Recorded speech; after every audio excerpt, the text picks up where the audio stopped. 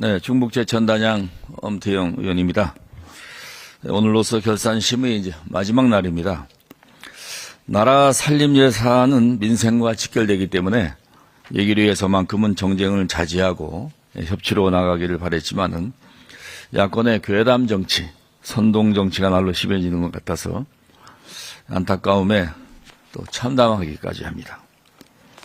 본 의원이 지난 종합질의에서 오랜 기간 야당의 가짜뉴스 괴담을 통한 선동 정치로 국민 분열과 막대한 사회적 비용을 초래했다고 지적했습니다. 네, 국무조정실장께 질의하겠습니다. 예. 예.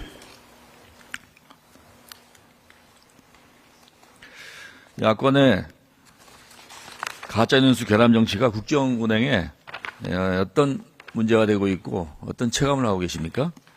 예, 여러 가지 부담도 있고 문제도 있겠습니다만은 근본적으로 가장 큰 문제는 국민들께서 사실 안 하셔도 될 걱정을 하시고 그로 인한 여러 가지 혼란이 생긴다는 것이 가장 큰 문제라고 생각을 하고 그로 인해서 사실은 좀 추가적인 정책적 노력과 의원님 말씀하신 대로 사회적인 비용이 든다는 것이 문제라고 생각을 합니다.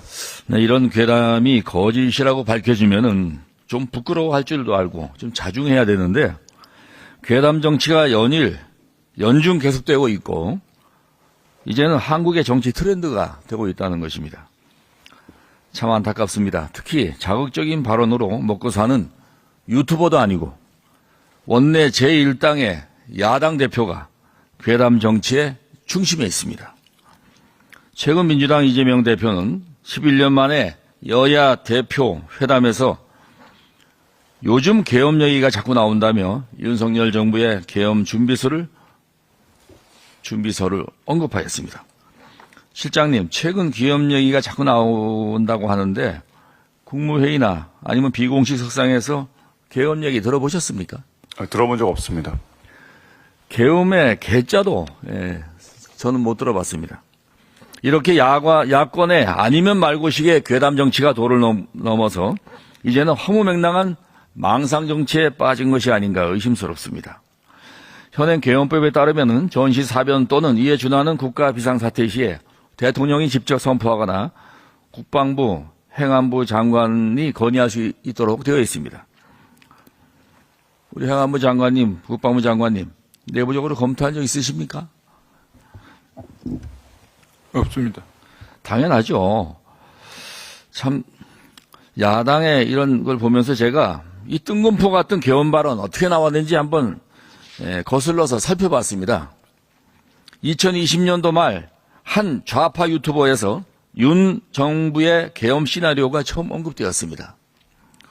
이후 친야 성향 커뮤니티에서 계엄 관련 가짜뉴스 찌라시들이 보태어지고 당원들이 좋아할 만한 자극적인 소재다 보니까 지난 8월 민주당 전당대회에 나온 후보들이 언급하면서 열성 당원들 중심으로 확산이 됩니다. 이것을 이재명 대표가 공식 언급하면서 일파만파로 확산되고 재확산되는 이런 상황입니다.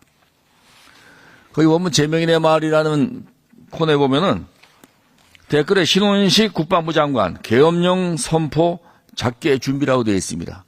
마침 장관 나와 계시니까 저거 보시고 어떤 생각 드십니까? 저 자체를 처음 들었고 아까 말씀드렸다시피 9월 2일 날 청문회 때 지금 후임자가 지금 상황에서 계엄이 있을 수 있나, 국민이 동의하겠나, 군이 따르겠나, 나도 안 따르겠다고 했는데 저도 똑같은 심정이란 말을 드립니다. 참 어이가 없습니다. 어떤 망상에 빠져서 어떤 또 계략을 하기 위해서 미리 저런 프레임을 만들어가는지 참 의심스럽기도 하고 안타깝습니다. 국무조정실장님, 온라인 플랫폼으로 가짜뉴스 괴담이 확산되는 문제 범정부적으로 대책을 마련해야 되지 않겠습니까? 예, 지난해부터 정부가 그에 관한 좀 대책은 마련을 했습니다만 조금 더 추가적으로 보완할 사항이 있는지 살펴보도록 하겠습니다. 김민석 수석 최고위원이 계엄을 언급하게 된 근거가 있느냐 이런 물음에 단 하나도 제시하지 못하고 있습니다. 근거를. 그냥 정황에 대한 제보가 있다고 하지만 제보가 누구이고 무슨 내용인지 전혀 제시도 못하면서 저렇게 수석 최고위원이 저런 무책임한 말을 하고 있습니다. 설사 계엄이 선포돼도 헌법에 따라서 국회 과반 찬성이면 즉각 해제해야 합니다. 야권에서는 지난 기무사 문건을 들어서 국회의원 체포 구금을 얘기하는데 범야권 192명 중 42명을 본회의 의결로 체포해야 합니다. 이게 가능합니까? 실장님, 계엄 선포 현실성을 생각하는 국민이 있을까요? 뭐 그렇게 현실적이라고 생각은 안 하실 것 같습니다. 문제는 독도지우기 친일 매국 프레임도 동일합니다. 이재명 대표께서 지난 5월 또 그리고 이번 8월 두 번 다 병상에서 SNS로 지시합니다. 이후 야권이 전방위적인 친일몰이가 이어졌습니다. 하지만 윤석열 정부가 독도를 지우고 나라를 판다는 명백한 증거는 그 어디에도 없습니다. 실장님 맞죠?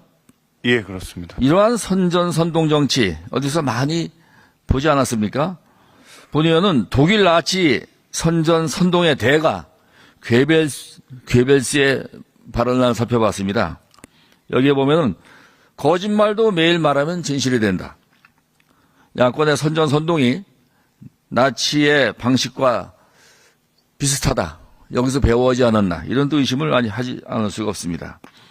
법무부 장관께 묻겠습니다. 야권에서는 검사 탄핵 소추 후건도 마찬가지지만 정치권이 가짜뉴스와 괴담을 통한 선전선동 이런 정치 법적으로 막을 방법이 없을까요?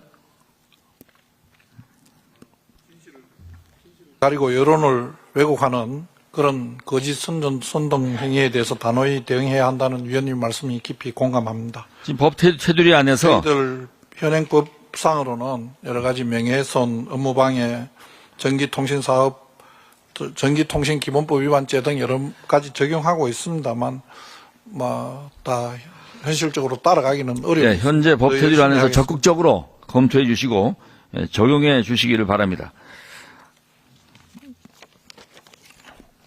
다음 행안부 고기동 차관께 질의하겠습니다. 예.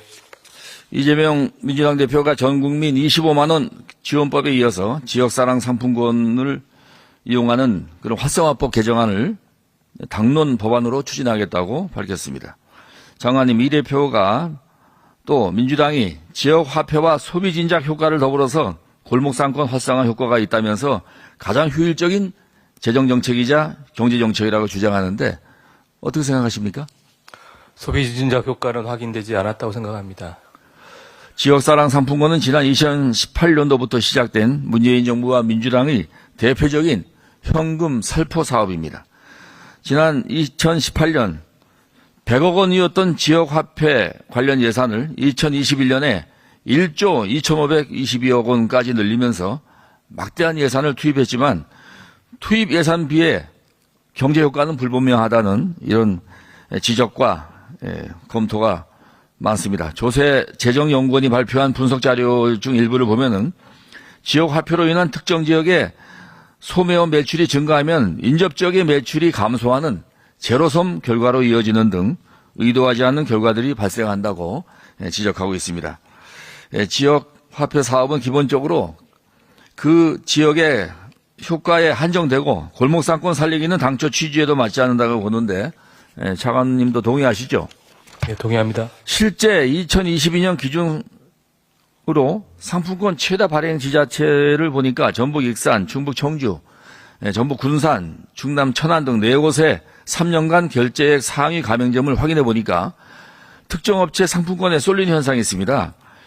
대다수 농협마트, 종합병원, 주유소 등에서 지속적으로 과다 사용이 되었고 이런 사례도 있습니다. 이 시장에서 결혼식기 혼주가 식대가 1,000만 원 나오니까 여러 사람 쪼개가지고 지역 상품권을 사오게 하니까 바로 1,000만 원이 900만 원으로 끝났습니다.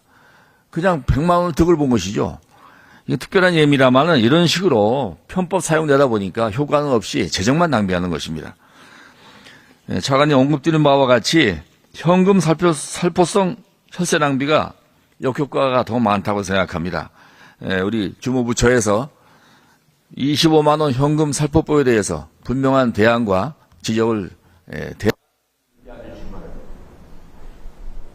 알겠습니다.